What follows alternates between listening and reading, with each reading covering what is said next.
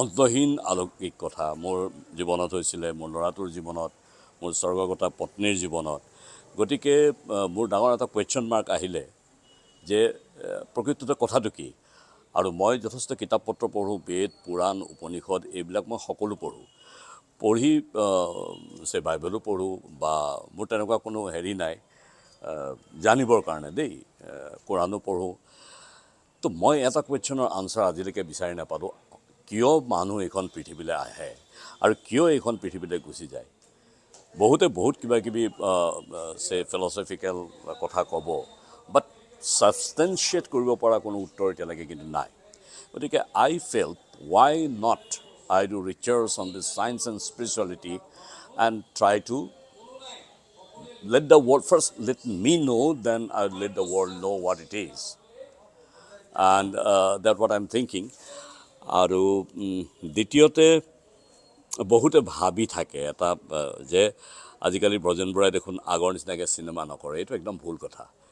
মই চিনেমা কৰিয়ে থাকোঁ, অভিনয় মই কম কৰোঁ। লাষ্ট কিবা নৱেম্বৰত মোৰ এখন ছবি ৰিলিজ হৈছিলে, কিন্তু বহুতে পাহৰি যায় যে মই একচুৱেলি ফিল্ম মেকাৰটোহে। মই producer, director, writer, editor, cinematographer এইবিলাক মই কৰি বেছি ভাল পাওঁ।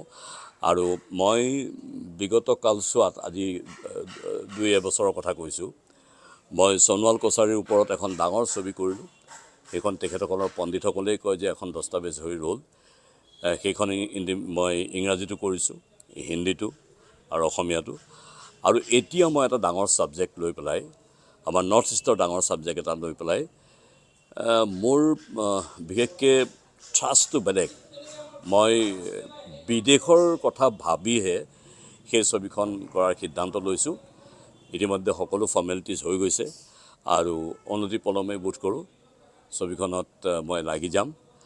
আৰু যিকোনো এটা বস্তু কৰিলে মই যথেষ্ট ৰিচাৰ্চ কৰোঁ। আৰু আপুনি বিচাৰিছিলে মোৰ কিবা এটা সংলাপ শুনিবলৈ। সংলাপটো জীৱনত কিমান লিখিলোঁ, কিমান বেলেগ বেলেগ আৰ্টিষ্টক ডিৰেক্টৰ হিচাপে কোৱালোঁ।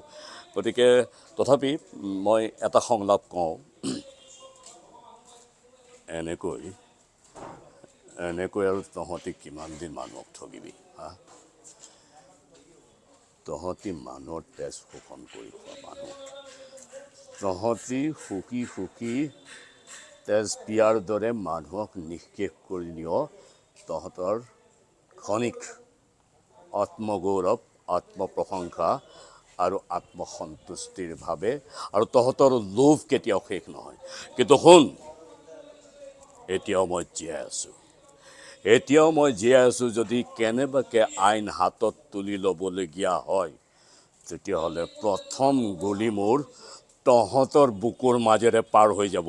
পৃথিৱীৰ কোনো শক্তিয়ে তহঁতক বচাব নোৱাৰিব।